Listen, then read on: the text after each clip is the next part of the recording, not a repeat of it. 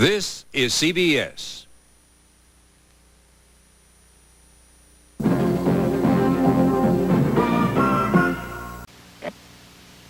Here's a bulletin from CBS News.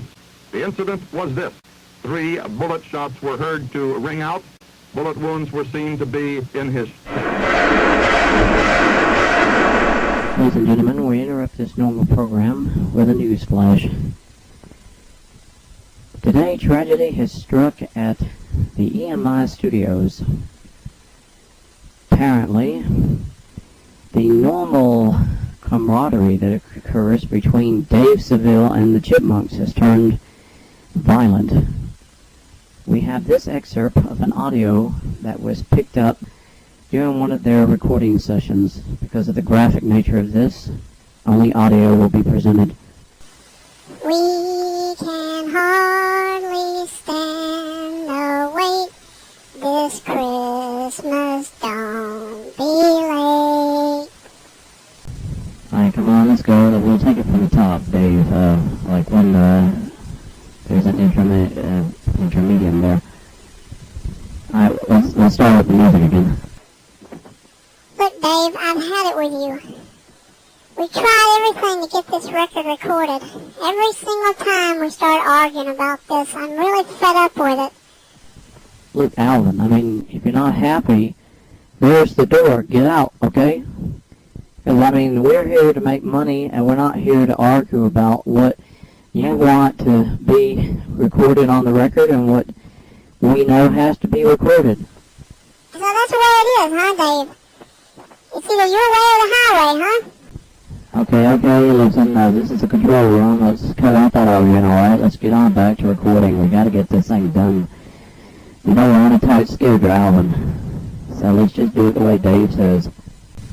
Very good, Simon. Naturally. You were smooth, Theodore. Alvin, you were kind of flat. Watch it. Alvin? Alvin! That takes care of you, Dave. According to eyewitnesses, Alvin continually shot until all the bullets in his gun were gone. He's right now being incarcerated at the local county jail. If we get any new information, status, of whether he's dead or not, we'll let you know.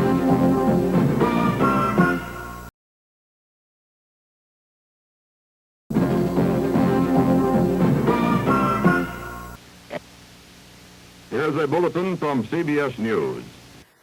Ladies and gentlemen, we are here live talking with Alvin. They have placed him into a holding cell, and they aren't permitting us actually to take pictures. But I'm recording these conversations for the benefit of those who are interested in knowing Alvin's reasons. Alvin, this is David Carter for CBS News. Can you tell us, please, why did you do this? Why did you shoot at Dave Seville? Hey, get that microphone out of my face. I am not answering any questions until I have my attorney here. Come on now, Alvin. That's not a legitimate reason. You gotta give us more facts. What is this all about? I mean, did you guys just have some kind of a constant bickering problem, or is it just spur of the moment feeling that you just hated his guts and didn't want to be around him anymore? What's the point of it all?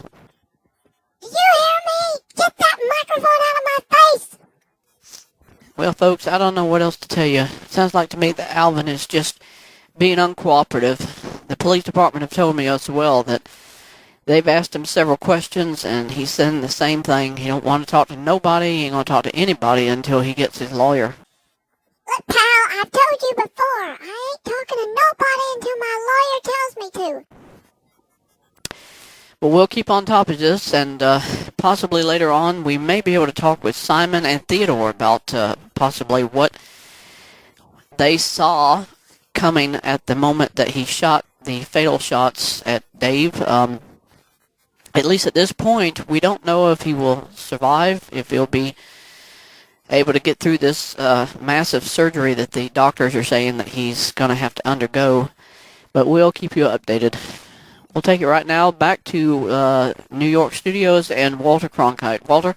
Yeah, so just take a hike. Oh, here comes the doctor. Just a moment. Doctor, how is Dave? Is he going to make it? Yes, his vital signs are very good. We have very high hopes that Dave will make a full recovery. I've got to get back in. Thank you. Well, ladies and gentlemen, you've just heard it live.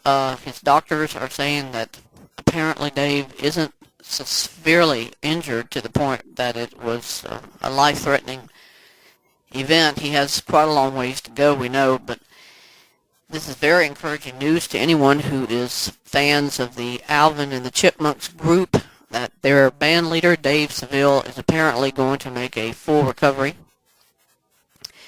If and when the opportunity arises, Walter, we will come back here live and try to get an interview with Dave if and when he comes out of surgery and he's able to talk with us.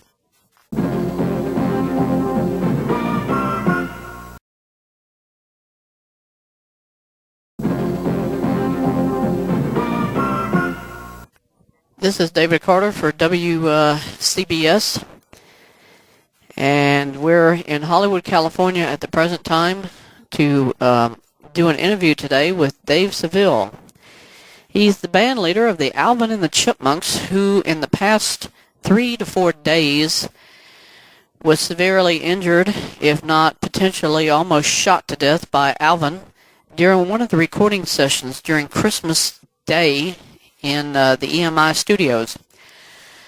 When this story broke, we found out that the studio recording engineer had accidentally continued recording the segments without shutting the recorder off, and we were able to get those fatal moments when Alvin had the confrontation with Dave and shot him. We've been told now by the doctors that he is well enough to do an interview with us.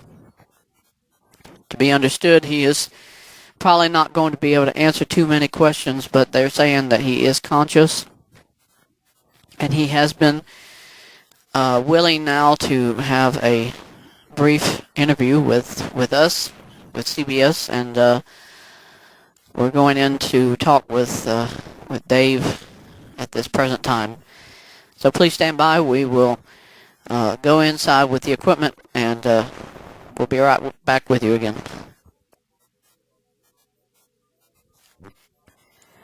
Dave, my name is David Carter. I work for CBS News out of New York for WCBS.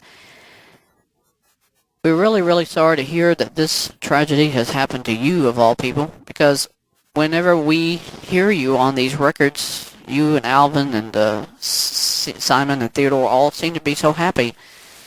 And I know that it's a part of your job to have these outbursts, towards Alvin, because it makes it funnier.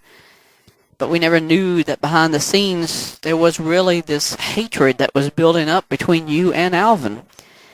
What is your opinion, Dave, as to why would Alvin do something like this? What was your opinions about that?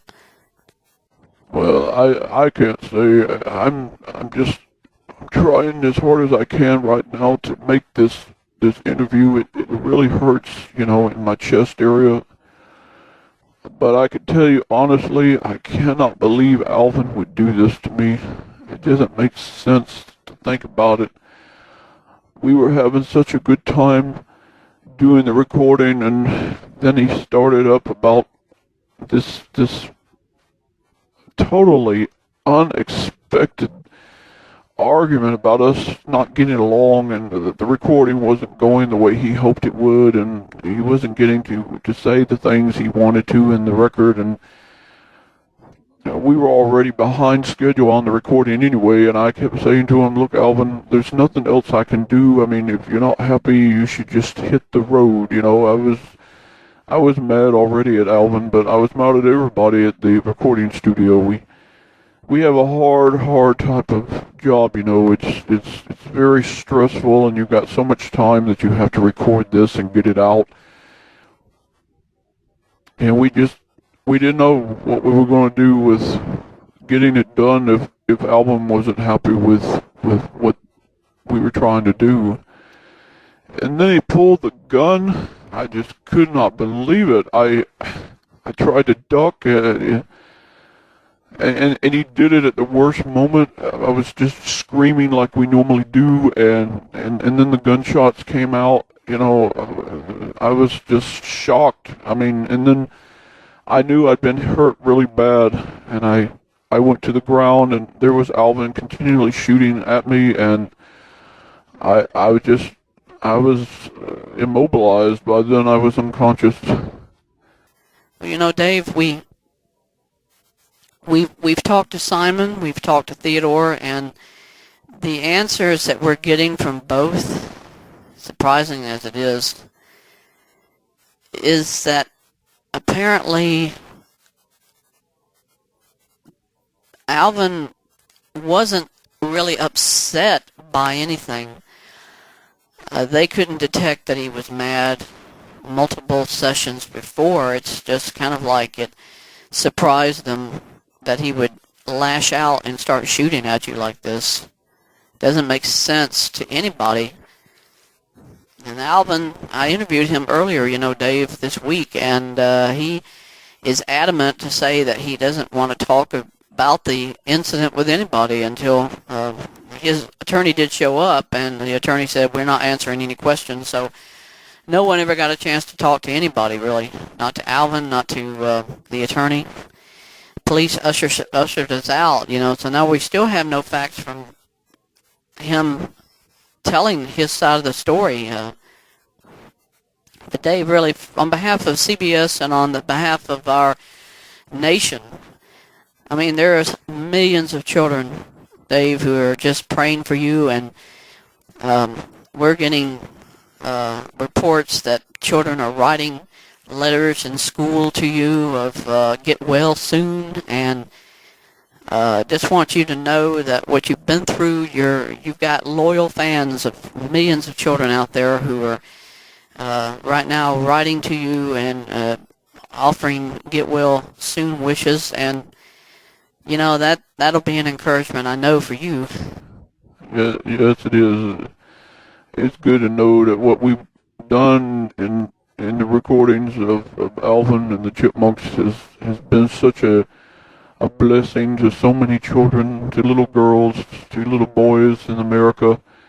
To all of them, I'd say thank you so much for thinking of me, and I know that I have a long way to go, but I'm never going to stop doing these recordings, because even if we got somebody else to play Alvin, it would never be that same camaraderie.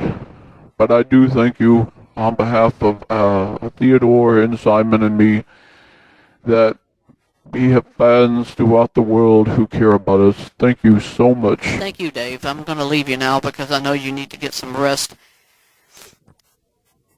Walter, there's not much more to report at the present time. We still have no facts from the attorneys or Alvin himself. If we get any new information, we'll come back. But for now, I'm turning it back over to you in New York, Walter.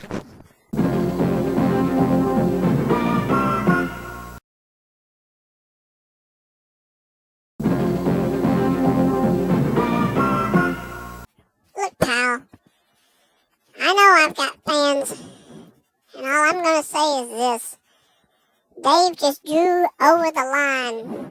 When we came in, he was already complaining, and he was in my face screaming about we've got to do this recording session on time, and there's no other way to do it except to be the way he wants it. Come on now, Alvin, that's still not an answer, though.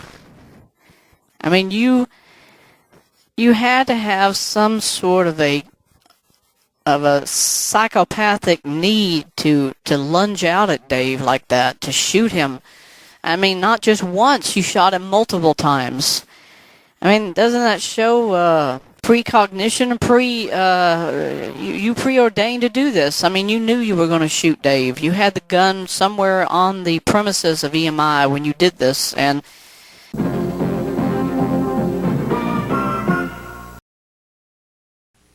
This is CBS.